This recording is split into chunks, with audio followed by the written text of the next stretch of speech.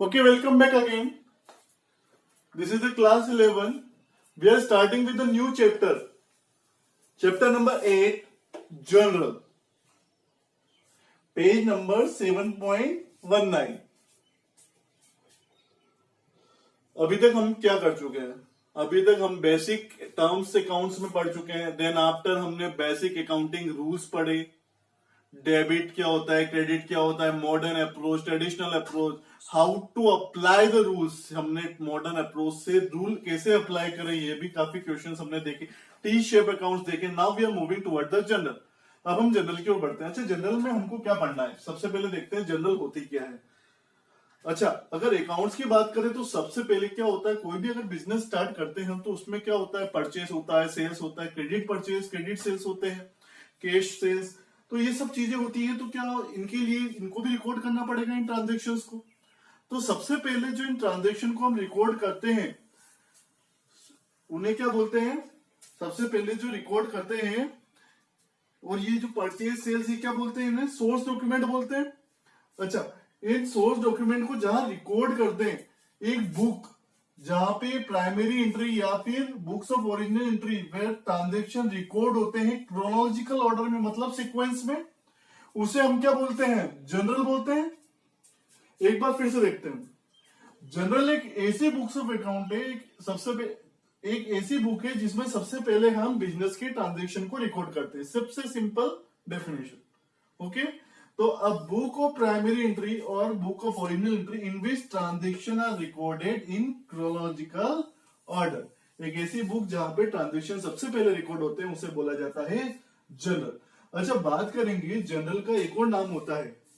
General को हम क्या बोल सकते हैं? जनरल को हम बोल सकते हैं और बुक्स ऑफ ओरिजिनल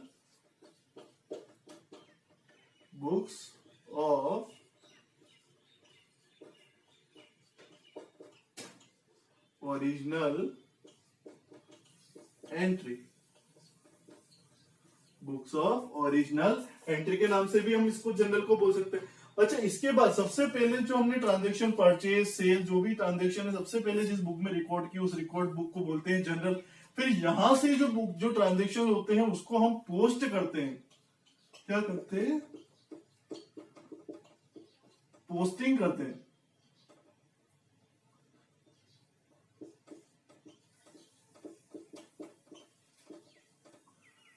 पोस्टिंग करते हैं. किसमें पोस्टिंग होती है? लेजर में.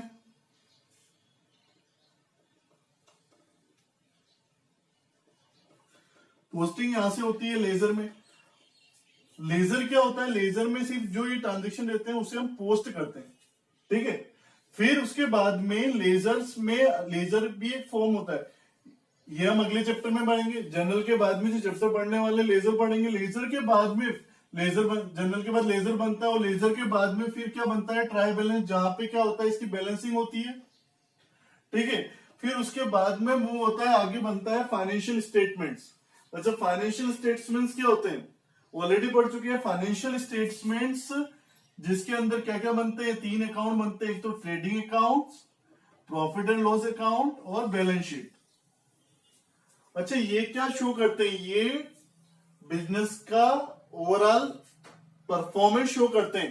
कितना प्रॉफिट हुआ है, कितना लॉस हुआ है, ट्रेडिंग अकाउंट के थ्रू मालूम पड़ जाता है. प्रॉफिट एंड लॉस अकाउंट के अंदर नेट प्रॉफिट लॉस मालूम पड़ जाता है. बैलेंस शीट में हमारी asset and liability reconcilize, balance asset और लायबिलिटी शो हो जाती है. तो मतलब एक बिजनेस की जो ओवरऑल पिक्चर है, क्या परफॉर्मेंस रही है पूरे ईयर की, ये हमको बैलेंस शीट से, फाइनेंशियल स्टेटमेंट से इसकी जानकारी हमको मिल जाती है.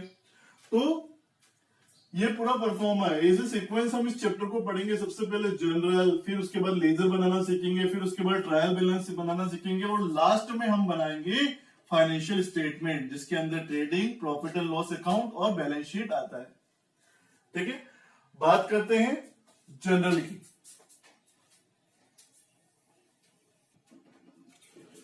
Now format of general. अच्छा, जनरल का फॉर्मेट देखते हैं. तो जनरल का फॉर्मेट किस प्रकार तैयार होगा? देखिए, सबसे पहले लिखा था डेट, पर्टिकुलर, एलएफ को बोलते हैं लेजर फोलियो नंबर. यहां पे लिखा था लेजर फोलियो नंबर. मैं बताऊंगा इसके बारे में डिटेल में. इसके बाद आता है डेबिट अमाउंट। जो भी अमाउंट हमने जैसे मॉडर्न अप्रोच पढ़ी जिसमें एक को हम क्या करते हैं डेबिट करते हैं और एक को हम क्या करते हैं क्रेडिट करते हैं, तो डेबिट अमाउंट को हम इस कॉलम में लिखेंगे और क्रेडिट अमाउंट को इस कॉलम में लिखेंगे। ये फॉर्मेट आप देख लें। इसके बाद कुछ क्वेश्चन हम करेंगे जिससे इसकी प्रैक्टिस भी हो जाएगी आपको। सबसे पहले क्या लिखा था डेट, सेकंड पर्टिकुलर। इसके अंदर आप क्या लिखेंगे, जो अकाउंट इन्वॉल्व है जैसे कैश, कैपिटल, ये सब चीजें पर्टिकुलर के नीचे आती है। लेजर फोलियो नंबर एक वो फोलियो नंबर रहता है, ये आपको बाद में समझ में आएगा जब हम लेजर पढ़ेंगे। क्या होता है, जनरल बनाने के बाद हम जब लेजर बनाते हैं तो लेजर में हर चीज की पोस्टिंग होती है। तो पोस्टिंग को ढूंढने के लिए कौन से जनरल की लेजर कहाँ पे है, वो नंबर यहाँ पे लिखा जाता है, जिसे क्या बोलते हैं लेजर फोलियो नंबर। और लेजर में भी एक नंबर लिखा जाता है जनरल फोलियो नंबर। तो इसको हम थोड़ा लेट पढ़ेंगे, इससे आपको क्लियर हो जाएगा। क्या बोलते हैं, अभी सिर्फ इतना ध्यान रखिए, इसे लेजर फोलियो नंबर पढ़ेंगे। डेबिट अमाउंट इधर लिखा जाएगा, क्रेडिट अमाउंट इस साइड लिखा जाएगा। तो ये आपका फॉर्मेट रहेगा जनरल का। क्लियर है सभी को? आगे बढ़ते हैं। अच्छा, फीचर्स की बात करते हैं जनरल में। तो जो क्या होता है जनरल के अंदर, डे टू डे ट्रांजेक्शन, मतलब डेली के जो ट्रांजेक्शन रिकॉर्ड होते हैं क्रोनोलॉजिकल ऑर्डर में, मतलब सीक्वेंस में ट्रांजेक्शन को रिकॉर्ड किया जाता है। अच्छा, it use double entry system of book keeping. अच्छा देखो क्या होता है, हमने ऑलरेडी मॉडर्न अप्रोच पढ़ी जिसमें हमने देखा कि एक डेबिट होता है तो एक क्या होता है, क्रेडिट होता है। मतलब एक कोई भी हमने ऑलरेडी मॉडर्न अप्रोच में पढ़ा है कि जब एक डेबिट होगा तो एक क्रेडिट होगा, मतलब डुअल एंट्री सिस्टम ये फॉलो करता है। ठीक है। अच्छा, थर्ड की बात करेंगे तो it is the book of original entry. इसको क्या बोला जाता है, it is the book of original entry. That means इसका मतलब ये कि ये वो बुक है जनरल, ये वो बुक है जिसमें सबसे पहले जो ट्रांजैक्शन रिकॉर्ड किए जाते हैं, इसलिए इसको एक नाम और दे दिया गया है बुक्स ऑफ ओरिजिनल एंट्री की। सबसे पहले जिस बुक में ट्रांजैक्शन लिखे जाते हैं उसे हम क्या बोलते हैं, जनरल बोलते हैं या फिर बुक्स ऑफ ओरिजिनल एंट्री बोलते हैं। क्लियर है सभी को? आगे बढ़ते हैं।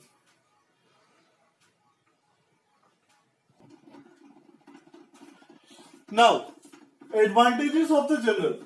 अब देखते हैं जनरल के एडवांटेज। तो जनरल की क्या क्या एडवांटेज हो सकते हैं, क्या क्या खासियतें हो सकती है। तो ये क्या करता है, प्रोवाइड करता है accounting data in the chronological order. अगर आप जनरल मेंटेन करते हैं, किसी भी अपने बिजनेस स्टार्ट किया, अपने जनरल मेंटेन कर रहे हैं, मतलब आपने अकाउंट्स के डेटा को सीक्वेंस में लिख रहे हैं, सबसे पहली चीज।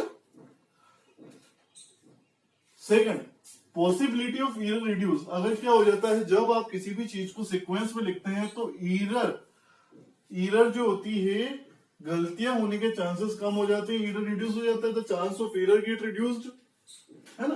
Third, explanation of transaction. जब भी आप जनरल बनाते हैं तो फॉर्मेट में पहला ऑप्शन होता है डेट का, सेकंड आता है पर्टिकुलर,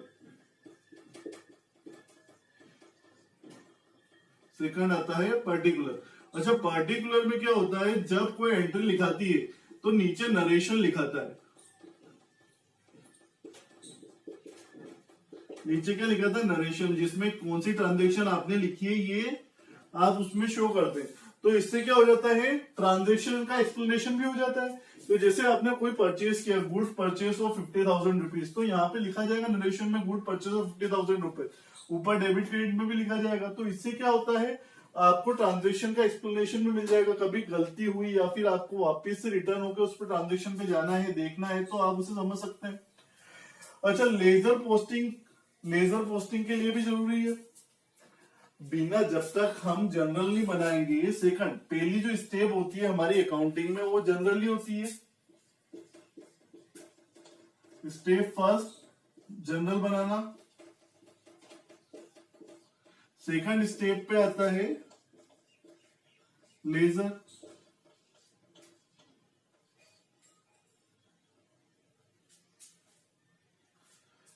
फॉर्म करना।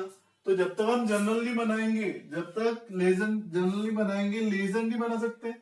तो लेजर बनाने के लिए भी हमको क्या चाहिए, सबसे पहले general banana. Location of errors क्या होता है, हम सबसे पहले क्या जर्नल बनाते हैं, फिर लेजर बनाते हैं, फिर ट्रायल बैलेंस बनाते हैं। तो अगर जैसे आगे चलते चले और आगे चलने के बाद में जैसे हमने क्या बनाया, ट्रायल बैलेंस बनाया, अब उसमें कुछ एरर आ जाती है, उसमें कुछ गलती हो जाती है, तो हम क्या जर्नल को चेक करके उसे वापस आइडेंटिफाई करके सही कर सकते हैं। ठीक है, कुछ मिसमैच हो जाता है तो हम जर्नल को देख के सही कर सकते हैं। मतलब एरर्स को आइडेंटिफाई भी अच्छे तरीके से कर सकते हैं, किसके द्वारा, because of journal. Clear to everyone? Now from the next video session we will start with our few practical examples, basic examples of understanding. My advice is to you that please learn. अगर आपने modern classification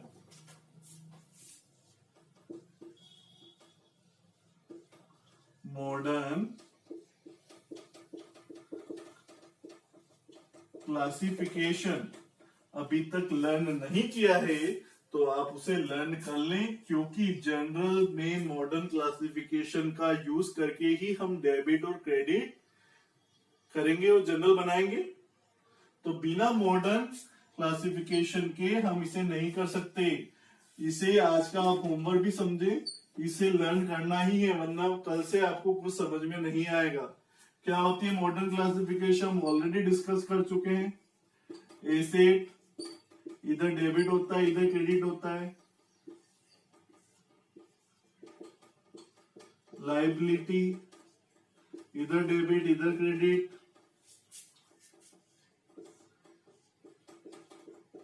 capital, wait a minute,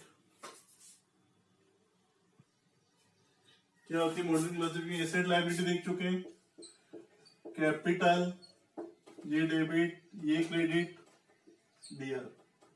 इसके बाद में expenses ये debit इधर credit. Income इधर debit और इस साइड क्रेडिट। ओके, तो मॉडर्न क्लासिफिकेशन में क्या देखा था, एसेट डेबिट में बढ़ती है और क्रेडिट में कम होती है। लायबिलिटी हमने देखा था कि क्रेडिट में कम होती है, क्रेडिट में बढ़ती है और डेबिट में कम होती है। कैपिटल में हमने देखा था कैपिटल में क्रेडिट में बढ़ती है और डेबिट में कम होती है। एक्सपेंसेस डेबिट में बढ़ता है और क्रेडिट में कम होता है। इनकम क्रेडिट में बढ़ता है और डेबिट में कम होता है। ये आपको आना ही चाहिए, बिना इनको आए आप डेबिट क्रेडिट नहीं कर पाएंगे जनरल में। तो my advice is you to learn this very well till tomorrow. Okay, thank you.